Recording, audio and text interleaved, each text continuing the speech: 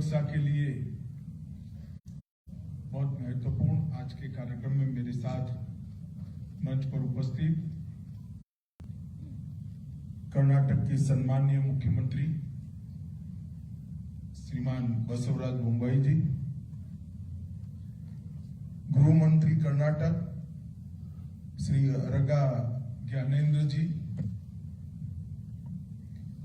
मेरे साथ मंच पर उपस्थित श्रीमान तेजस्वी सूर्या जी, बेंगलुरु के युवा सांसद श्री वी सोमन्ना जी, डॉक्टर रजनीश गोयल जी, अपर मुख्य सचिव कर्नाटक, प्रवीण सूद, डीजीपी कर्नाटक,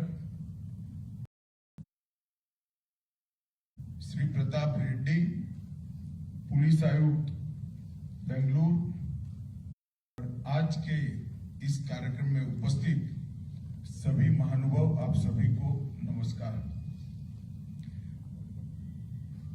आज मैं मोदी जी ने ही जिसकी कल्पना की थी, इस सेफ सिटी प्रोजेक्ट के बेंगलुरु के पहले चरण के लोकार्पण के लिए आज आप सबके सामने उपस्थित हुआ हूं। मित्रों, कई बार सार्वजनिक जीवन में 12 साल का था तब से मैंने हूं, बहुत सारे लोगों को उद्घाटन करते हुए, लोकार्पण करते हुए मैंने देखा भी है, बहुत सारी चीजों का मैंने लोकार्पण भी किया है। कई साल तक विधायक रहा, सांसद रहा, राज्य सरकार में मंत्री रहा, केंद्र सरकार में मंत्री हूं, पार्टी का अध्यक्ष रहा।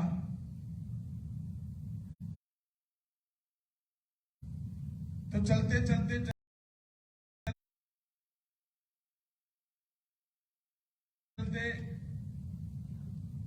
कई बार ये सारे कार्यक्रम फॉर्मेलिटी जैसे हो जाते हैं, परंतु कुछ कार्य ऐसे हैं जो आपके साथ मन से जुड़े हुए होते हैं, आपकी इमोशन को टच करने वाले होते हैं, और वो कार्यक्रम हमेशा याद रहते हैं। ये कार्यक्रम भी ऐसा ही एक कार्यक्रम है, क्योंकि सेफ सिटी का प्रोजेक्ट हमारे देश की पुलिसिंग को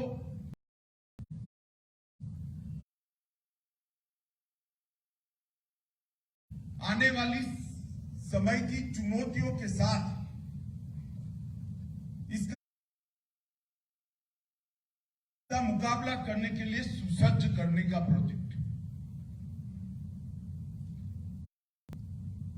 बेंगलुरु को टेक सिटी कहते हैं,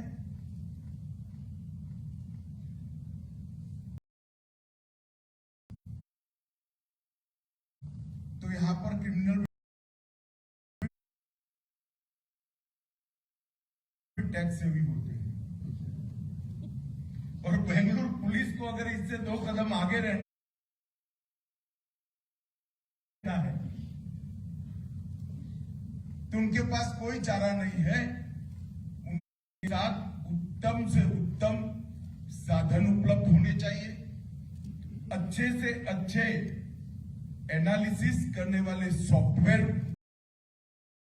होने चाहिए, और एक संवेदनशील मैन पावर का फोर्स होना चाहिए। इसके बगैर बेंगलुरु जैसा शहर सेफ नहीं रह सकता है, लोगों की सेवा नहीं कर सकता है। और मुझे लगता है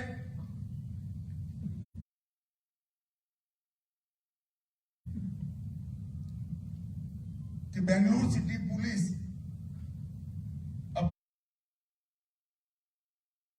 अपने जन अनुकूल नागरिक केंद्रित दृष्टिकोण को जमीन पर उतारने के लिए, उनके लिए सेफ सिटी योजना से अच्छा कुछ नहीं हो सकता। इस सेफ सिटी परियोजना 8 शहरों में ट्रायल बेस पर लागू कर रहे हैं, और इसके लिए केंद्र सरकार ने 2480 करोड़ रुपया, लगभग 2500 करोड़ रुपया खर्च करने का निर्णय किया है।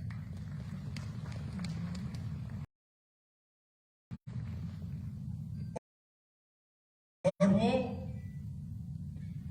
8 शहरों में से एक अपना बेंगलुरु, कि प्रथम चरण के लिए 667 करोड़ रुपया खर्च हो चुका है। लगभग 4100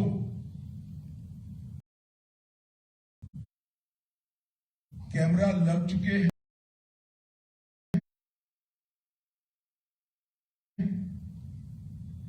कैमरा से लैस 8 ड्रोन भी उपलब्ध हो चुके हैं। 96 व्यूइंग सेंटर के साथ कमांड एंड कंट्रोल सेंटर भी मैं देख कर आया हूं। मैं कह सकता हूं कि भारत के सबसे आधुनिक से आधुनिक कमांड कंट्रोल सेंटर में से एक आज बेंगलुरु का है। ऐसा कोई 30 सुरक्षा द्वीप तैयार किए गए हैं, जहां पर कोई भी पीड़ित पैनिक बटन दबाते ही कंट्रोल रूम से जुड़ जाएगा। वो कंट्रोल रूम में बैठा हुआ व्यक्ति उसको देख भी पाएगा, सुन भी पाएगा, असिस्ट भी कर पाएगा और पीसीआर वाहन कुछ ही मिनटों में इसके पास पहुंच जाएगा। इसके साथ साथ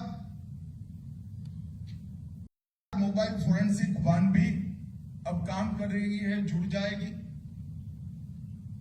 पूरे बेंगलुरु में 111 स्थानों पर महिला हेल्प डेस्क की व्यवस्था हो जाएगी।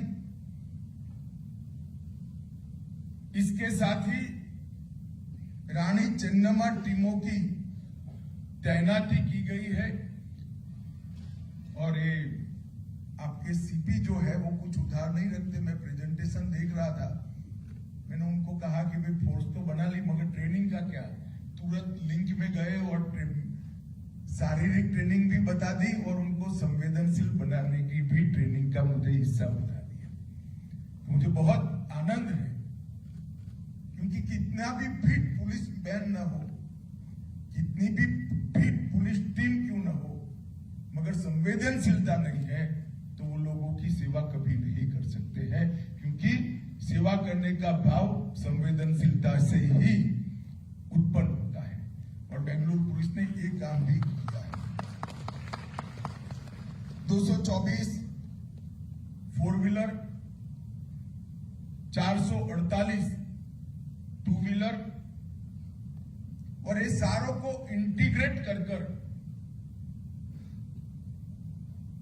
कमांड सेंटर के साथ जोड़ने का काम आज समाप्त हो चुका है।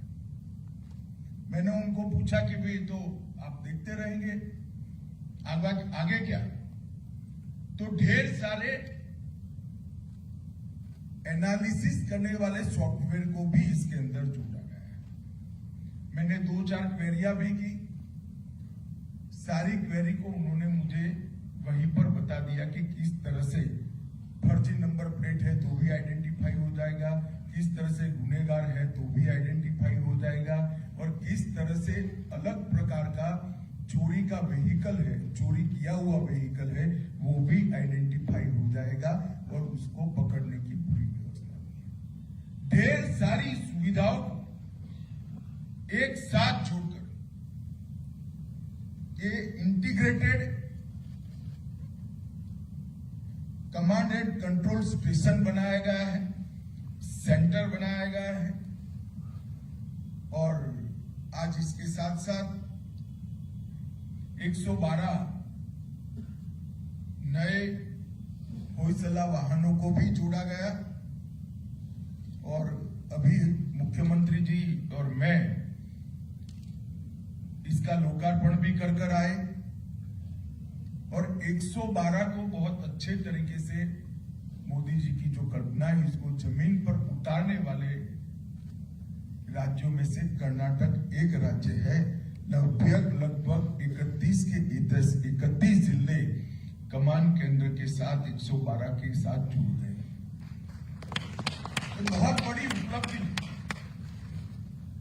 मैं राज्य के मुख्यमंत्री बसवराज जी, राज्य के गृह मंत्री ज्ञानेंद्र जी और राज्य के डीजीपी महोदय को बहुत बहुत बधाई और अभिनंदन देना। योजना एक आधार पर बनना, पिसमिल इसका इम्प्लीमेंटेशन होना और कोऑर्डिनेशन के बगैर सारी योजनाएं धुल में मिल जाना हमारे देश में कोई नई बात नहीं है। मगर योजना का ऑप्टिमम यूटिलाइजेशन, फंड का ऑप्टिमम यूटिलाइजेशन एक साथ टुकड़ों में नहीं, होलिस्टिक अप्रोच के साथ इसका इम्प्लीमेंटेशन और उसके रख रखाव की, मेंटेनेंस की व्यवस्था एक कर योजना को लॉन्च करना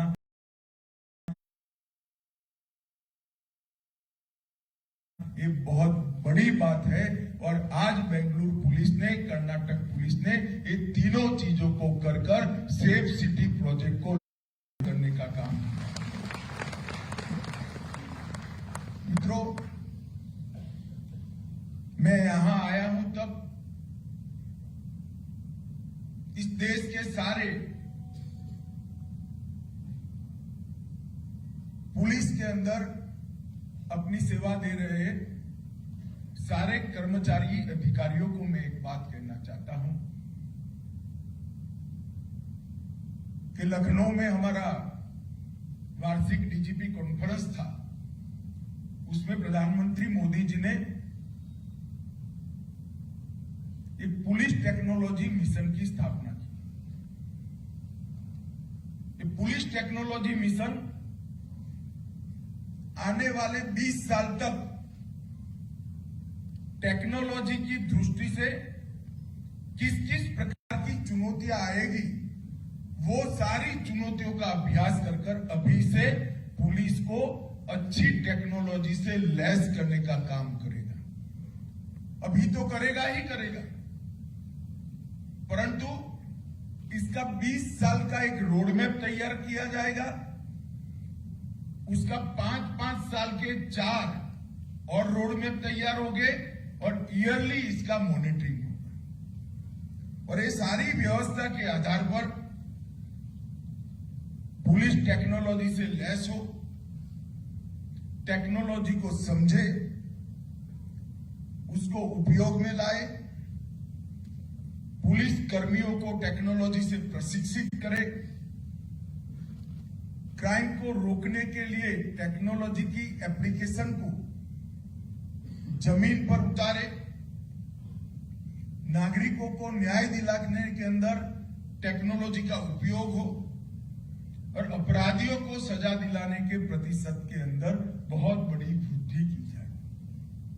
एक होलिस्टिक अप्रोच के साथ समग्रता से इसका विचार कर एक पुलिस टेक्नोलॉजी मिशन आज काम कर रहा है। मैं बहुत विश्वास के साथ कह रहा हूं कि प्रधानमंत्री जी ने ये इनिशिएटिव जो लिया है, जब भारत की आजादी की शताब्दी होगी 2037 में, इस देश का पुलिसिंग विश्व का सबसे श्रेष्ठ पुलिसिंग होगा। इसमें कोई और बहुत बड़ी उपलब्धि है।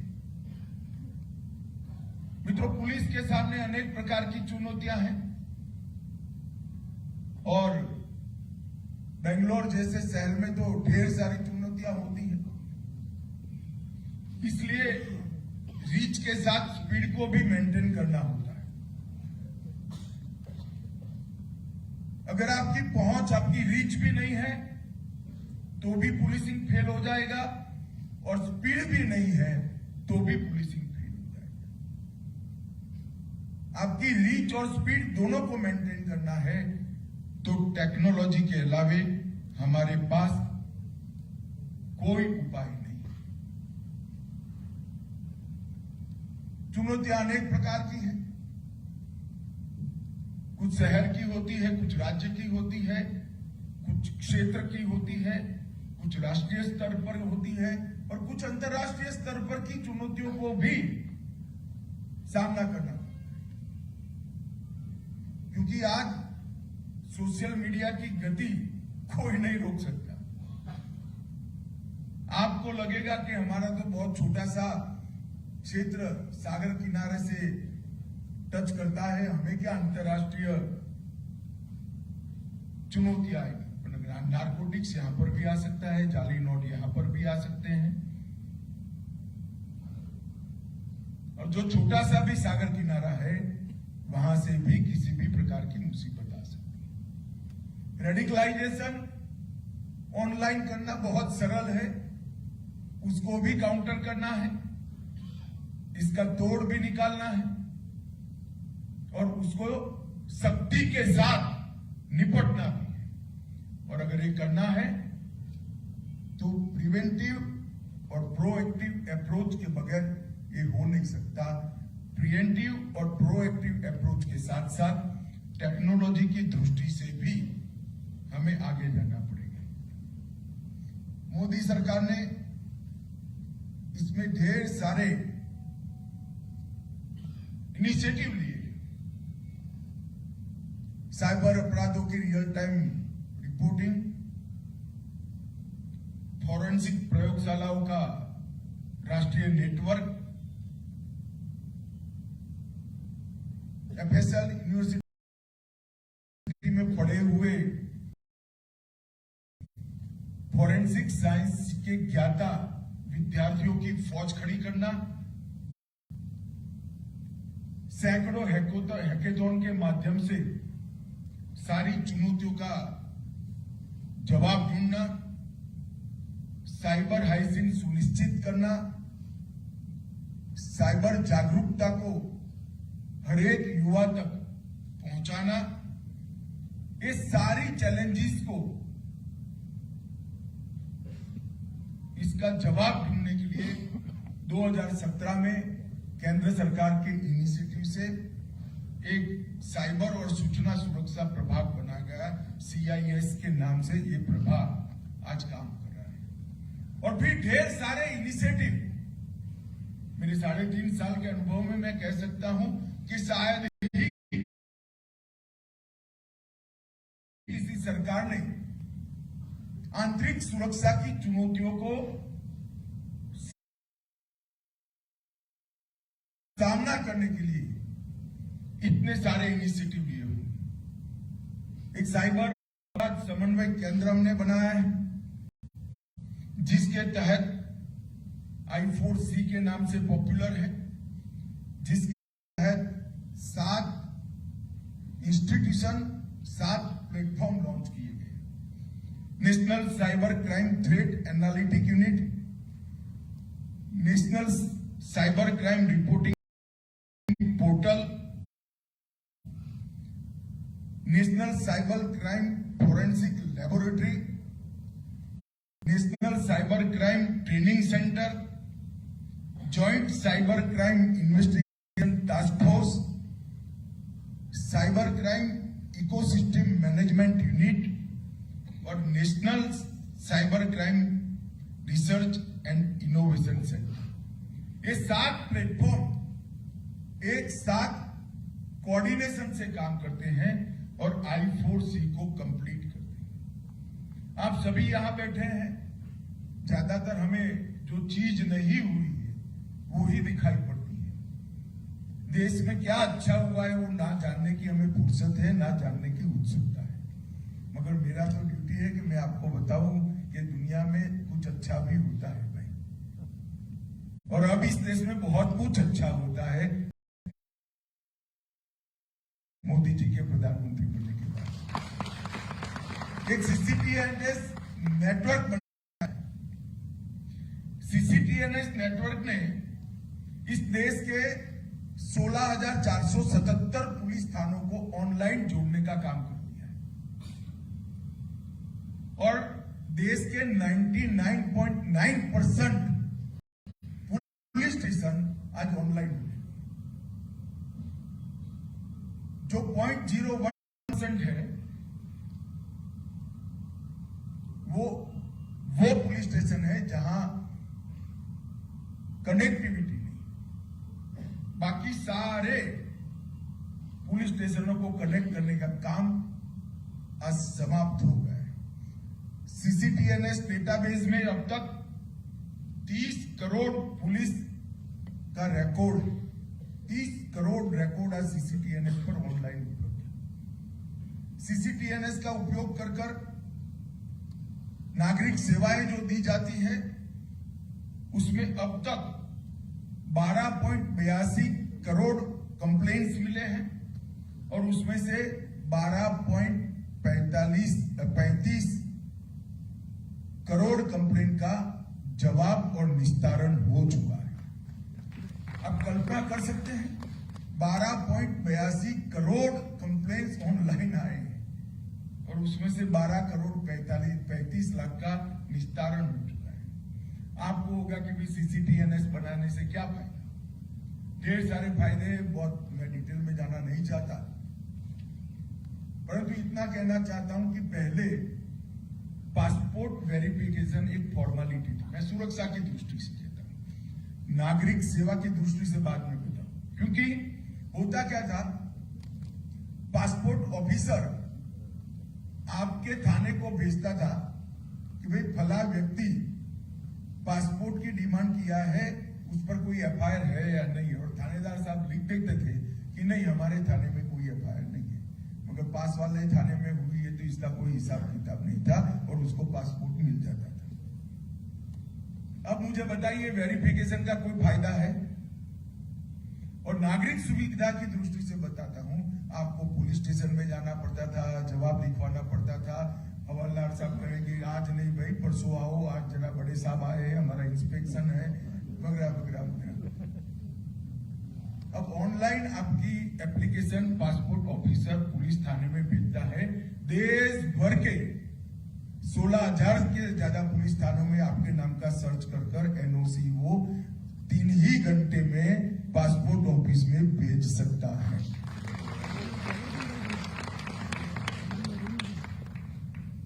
अब आपको अगर कोई गाड़ी खरीदनी है तो सेकेंड हैंड गाड़ी बेचने वाले डीलर के पास गए और चोरी की गाड़ी आपको पकड़ा दी, तो देखिए सब क्या सामत आती है आपकी। जब पकड़ी जाएगी चोरी तो चोर को पूछेंगे कहां बेची थी, फिर डीलर के पास, डीलर को पूछेंगे कहां बेची थी, तो फिर आपके पास, और आपको कहेंगे चोरी का माल खरीदने का आप पर गुना हुआ है।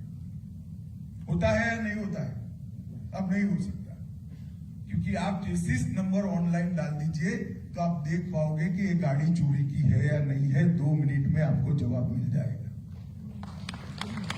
मैं छोटे छोटे उदाहरण इसलिए देता हूं, इससे बहुत बड़ा फायदा नागरिकों का भी होने वाला है, इससे बहुत बड़ा लोड पुलिस कर्मियों का भी समाप्त होने वाला है। सीसीटीएनएस के साथ साथ आईसीजेएस की भी हमने कल्पना की है। आईसीजेएस और सीसीटीएनएस मिलाकर एक कंप्लीट सिस्टम खड़ी। अब ये प्रोसेस में तो कई लोगों को लगेगा कि कब दिखाई पड़ेगा। मैं आपको बताता हूं 2024 के पहले आपको इसका पूरा फायदा मिलने वाला है। Inter operable criminal justice system जो है, इसके अंदर ई पुलिस, ई कोर्ट, ई जेल, ई फॉरेंसिक और ई प्रोसिक्यूशन, ये सारा का सारा समाहित है और उसका भी इंप्लीमेंटेशन शुरू हो गया है। आपका कोई केस है तो कब डेट है, कितनी गवाही हो गई, लॉयर साहब सच बताए झूठ बताए भरोसा मत करिएगा, आईसीजीएस में चले जाइए, ऑनलाइन आपको दिखाई पड़ेगी। ये बहुत बड़ी उपलब्धि, लॉयर साहब खफा ना हो जाए, कोई बैठे हो, बहुत बड़ी उपलब्धि होने वाली, और इसका इंप्लीमेंटेशन भी बहुत स्पीड से लागू हो गया है। ई फॉरेंसिक एप्लीकेशन देश की 117 फॉरेंसिक लैब में लागू होगा है। 1300 जेल ई जेल के साथ जुड़ चुके हैं। ई प्रोसिक्यूशन 751 जिले में इसका ट्रायल शुरू हो चुका है। ट्रायल सक्सेस होते ही ये 751 जिले की कनेक्टिविटी का काम पूरा कर लिया गया है और शेष 153 जिले हैं जो ज्यादातर नॉर्थ ईस्ट के हैं, इसका काम 20 दिसंबर के पहले हम समाप्त। तो सीसीटीएनएस और inter operable criminal justice system, ये दोनों को इकट्ठा करते हैं तो कंप्लीट ई सर्विस नागरिकों को आंतरिक सुरक्षा के क्षेत्र में, पुलिस की सेवाओं के क्षेत्र में आपको मिल सके। अब आईसीजेएस का दूसरा चरण भी शुरू हो गया है। आईसीजेएस को मजबूत करने के लिए data exchange, single point data entry, security, online और पेपरलेस इंफॉर्मेशन का आदान प्रदान, ये दूसरे चरण में होगा, जिसके पीछे सरकार 3500 करोड़ रुपया खर्च करने वाली है, 3500 करोड़। और एक बहुत बड़ी उपलब्धि है मित्र। अभी तो ये सिस्टम आइसोलेशन में काम कर रही है, जब इसका एक्सचेंज शुरू होगा तो इसकी सेवा करने की क्षमता अनेक गुना बढ़ जाएगी। एक कर फिंगरप्रिंट प्रणाली हमने बनाई। देश भर में अब जितने फिंगरप्रिंट लिए जाते हैं अपराधियों के, वो सारे नेशनल क्राइम रिकॉर्ड ब्यूरो के अंदर स्टोर हो जाते हैं। लगभग अब तक 1 करोड़ से ज्यादा रिकॉर्ड उपलब्ध हो गया है। मैं आपको छोटे से उदाहरण से नफीस की उपयोगिता समझाऊंगा। मानो किसी के घर में बेंगलुरु में चोरी हो गई,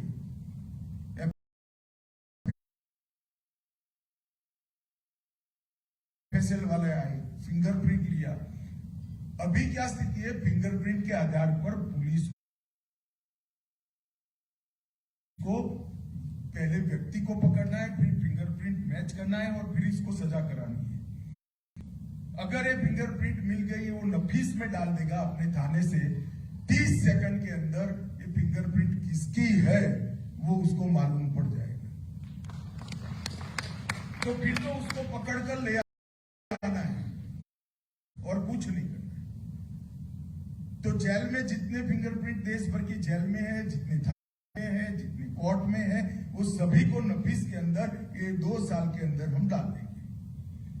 तो आदतन जो गुनहगार है वो बाद में बच नहीं सकते। और 31 जनवरी 2023 तक कर्नाटक ने 5829 बार नफीस का उपयोग किया है और 5300 लोगों को पकड़ने का काम किया है। 5829। मगर अभी तो डेटा पूरा नहीं है, सब हो जाएगा तब ये और मजबूती से काम। और डेटा संग्रह की कैपेसिटी हमने 300 करोड़ की रखी है, आबादी से भी ज्यादा, कई गुना ज्यादा रखी है। इसके साथ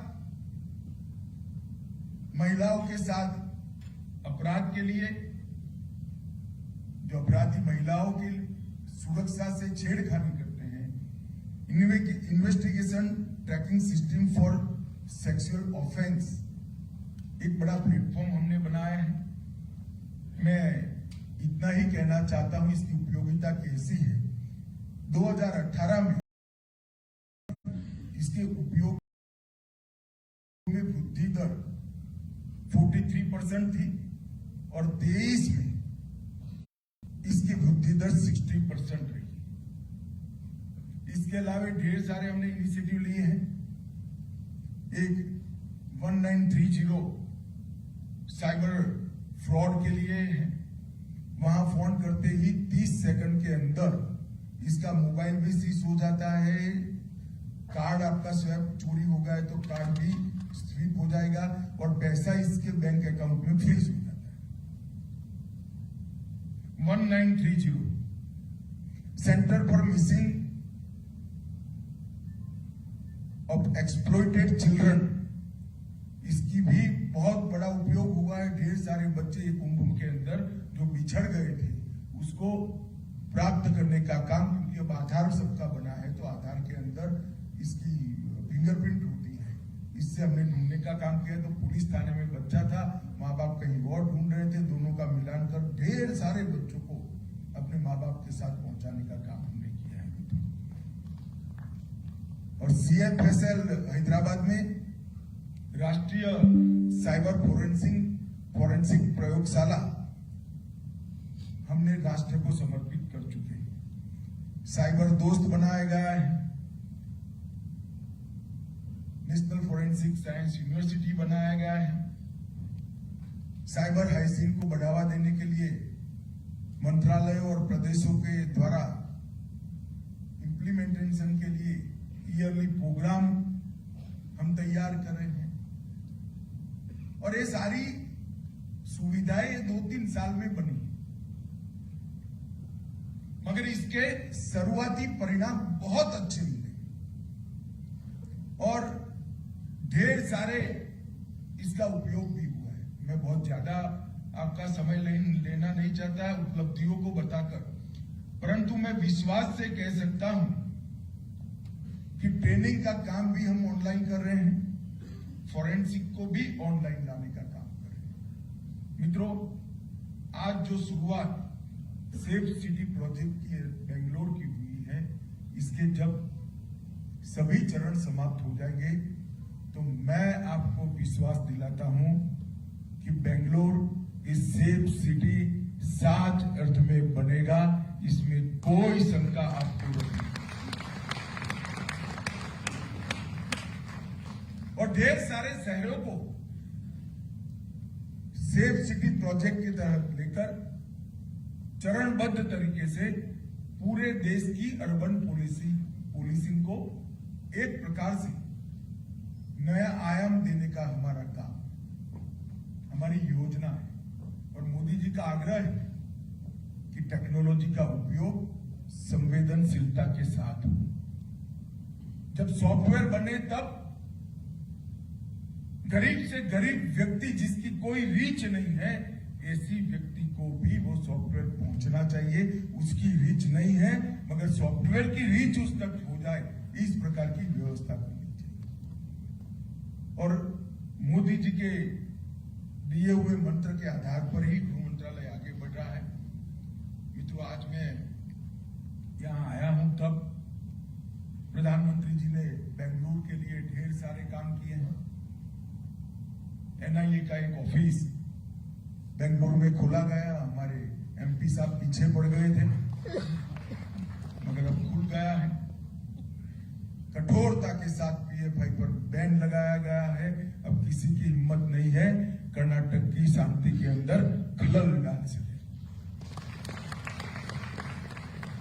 बेंगलुरु मेट्रो में ढेर सारी प्रगति हुई है, लगभग 56 किलोमीटर तक पहुंच गई है और अगले साल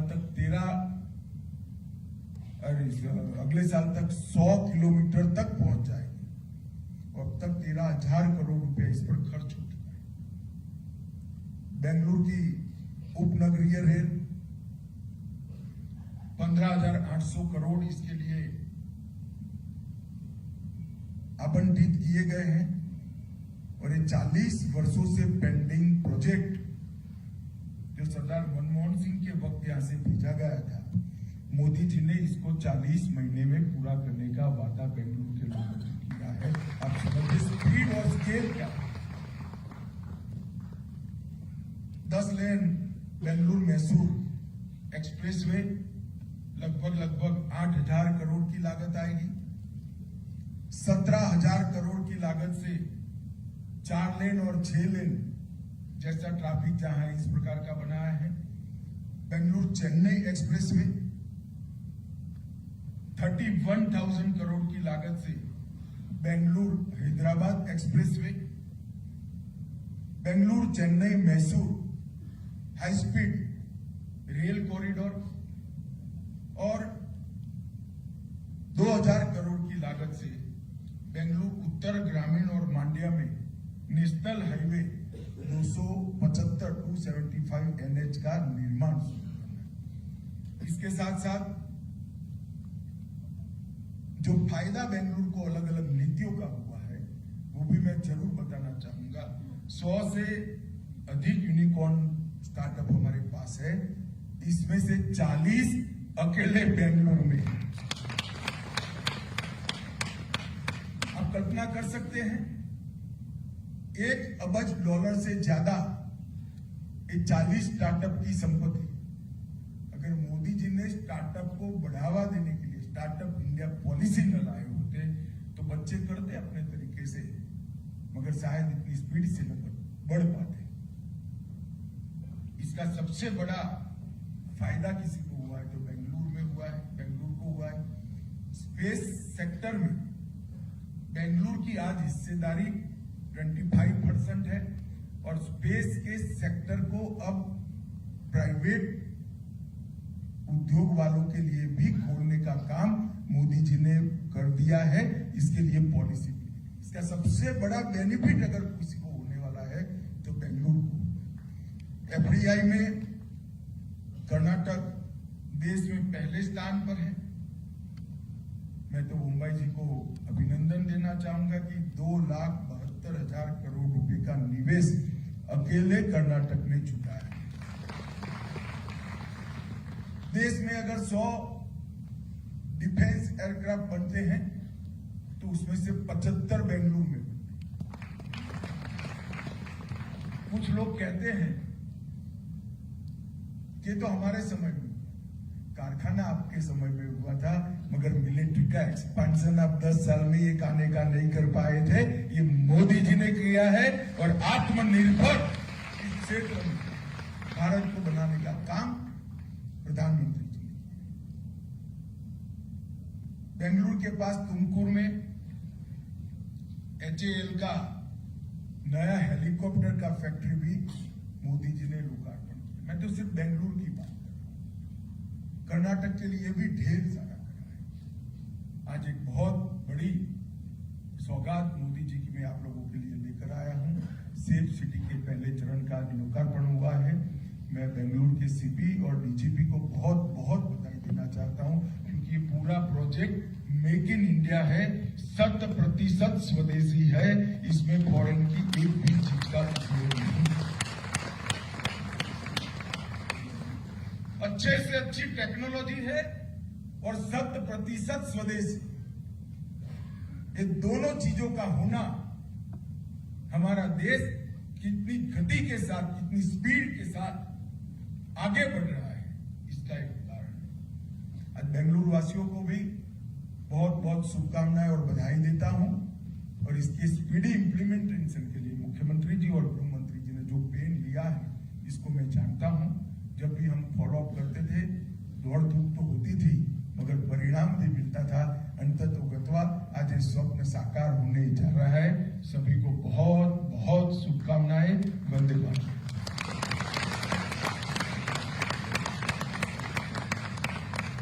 On behalf of Government of Karnataka, Bengaluru City Police, our sincere thanks and gratitude.